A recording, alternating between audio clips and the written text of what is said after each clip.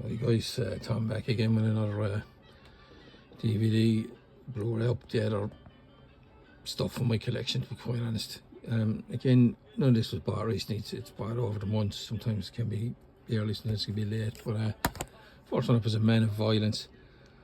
I picked this up because it's got the BFI British Film Institute label on it, and I saw it in my local CX. I'm going to move this so there's a bit more light. As you can see here, it's a film by Pete Walker, Flipside, rescuing weird and wonderful British films from obscurity and presenting them in new high quality editions. No, I think this is possibly out of a box set, but I bought it on its own and it was like €4.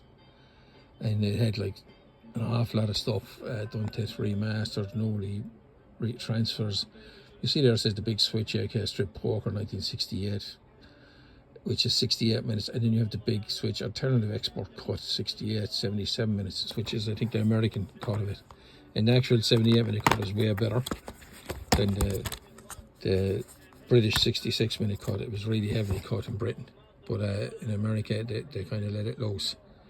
So it's kind of shot kind of independent of kind of mainstream cinema at the time, so it would have been something that had to be saved because it would have been gone otherwise. And this crowd done a great job of doing that. As you can see, they have other stuff here in their catalogue which looks kind of obscure. I've heard of Sallow, but like Gaz W. Rex or Red Desert, Decameron, the Canterbury Tales I heard of, Arabian Nights I heard of, but Nighthawks and Strip, Jack Naked, that kind of stuff I haven't heard of. The Loneliness Long Distance Runner on Saturday Morning, Saturday Night with Albert Finney I've heard of, and the other one is Richard Harris. But it's that kind of obscure sort of stuff that BFI brings out. This came with a nice booklet. As you can see here, BFI Man of Violence. And it gives you an overview and some great background information on the movie. So yeah, it's got all the bits and pieces in it about what to reinstate it and what to cut. So, you know, it'd be like I suppose an early Cockney villain kind of version of Snatch before there was a Snatch by Guy Ritchie. But yeah, Man of Violence. So I was very glad to pick it up. Probably look out for the other releases. This stuff I can't get off, whatever it is, I can't get it off the cover. So I'll probably change that out when I get a chance. The next one up, of course, is the legendary series Friday the 13th. This is the extended cut. I did offer this on Amazon, I think. It's a new edition from the people that remade the Texas Chainsaw Massacre. I do like the new Jason mask. This one is growing on me. You know, I didn't particularly like it when I first saw it, but then after a couple of rewatches, you know, it's a Michael Bay director of Chainsaw Massacre, who done the reboot, and at that time he done the reboot with Chainsaw Massacre. It took me a while to get back into that, but quite honest, after a while I started to dig on it. Like, and if you get a chance, the remake of the Texas Chainsaw Massacre with Michael Bay, there's another film by the guys that worked on it, but it's called The Beginning, and I think it's even far superior to Bay's one, dare I say it. And it's another Texas Chainsaw Massacre episode or chapter in the series, and The Beginning it's awesome. I think you can get it on Amazon in 2-disc sets, I'm not sure, but yeah, really good. And unfortunately no artwork. This is obviously the extended cut, but Paramount are very basic with their discs. There's not really a lot to be said. Here's another one I really enjoyed. It's the 4K tradition of Dr. Sleep, Stephen King. Picked this up very cheap as well. It was only €6 or €7 in CEX, so I couldn't pass it up. It was cheaper than buying it retail or on Amazon at the time. And the reason being is you get your Blu-ray edition if you don't have a 4K player, and obviously you get the 4K, which is in black. No artwork on those discs obviously as well. This is part 2 to The Shining, if you like, or maybe kind of semi, yeah, it's kind of part 2, kind of prequelish and kind of carry on, really, to give you a short kind of history of what happened after The Shining, and then boom, you're sped right up to speed with the new movie and where it goes from there. But Ewan McGregor is fantastic in this. He knocks it out of the park. Does a fantastic job. And Rebecca Ferguson is also epic in it. basically what it is it's a group of people that have the power that he had in the first movie. They can shine, which is why the first movie was called The Shining. Everyone probably knows that. So it's him against a group of people that have the same gift as he has, but they don't use it for good, they use it for bad, obviously. And it's fantastic. Rebecca Ferguson, as I said, plays a fantastic part to Ewan McGregor's part. And you know, I just really enjoyed it. You don't feel the time slipping by. Fantastic movie.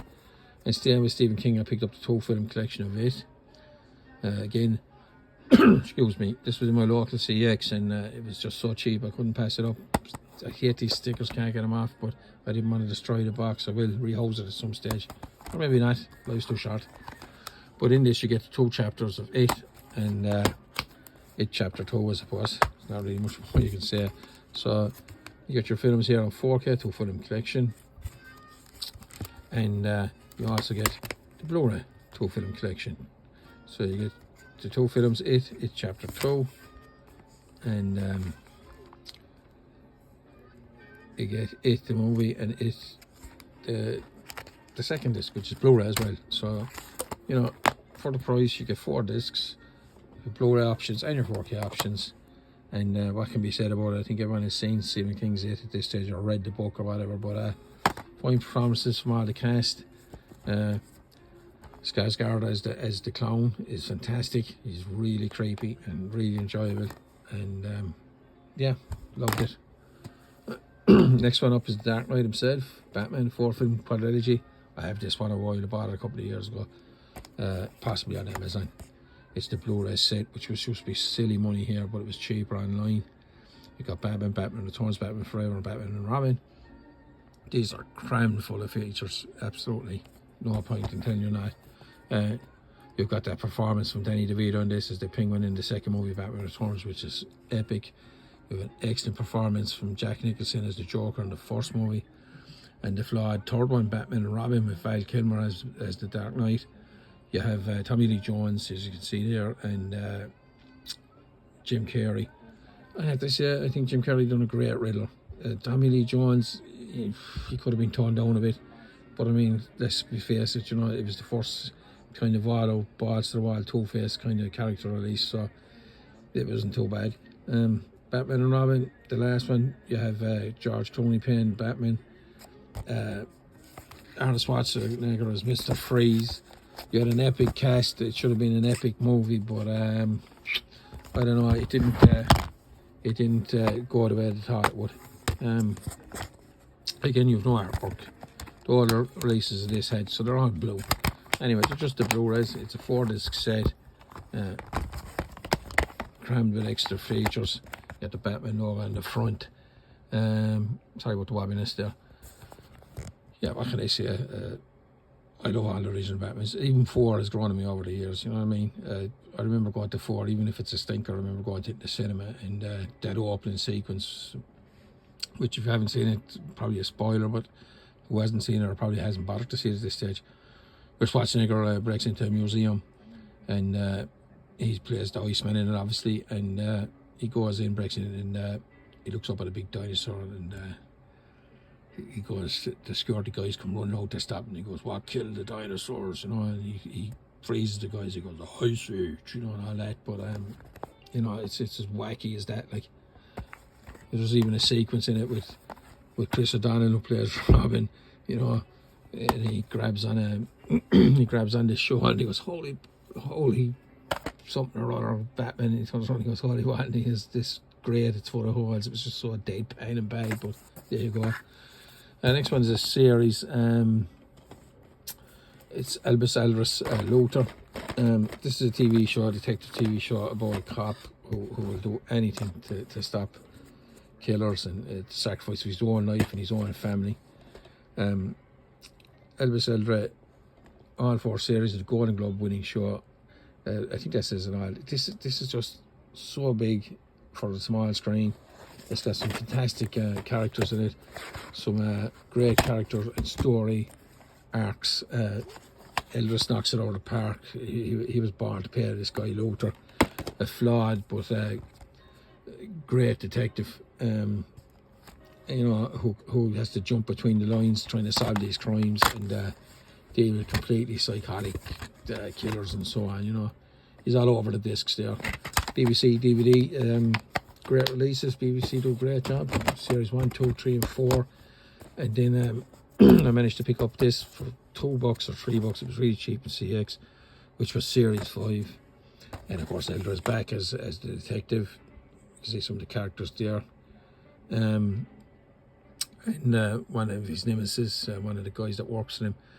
And they're off and running again for Series 5, which is a great series. And there's actually another episode of this out at the moment on Netflix with Eldra and the guy that played Gollum. His name slips my mind right now, but he's the baddie in it. And it's a movie-length feature. It's a good episode of Loader. We'll pick it up if it comes out sometime.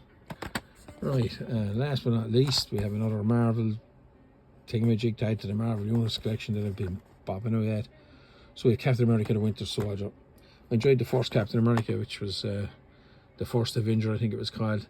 It's great, it's action-packed, leave your brain at the door, there's not really much more to say about it.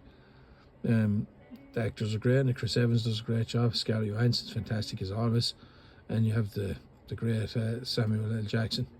Robert Redford, I mean, you can't say much more. These are all seasoned, top-notch actors and stuff, so Marvel spares no expensive.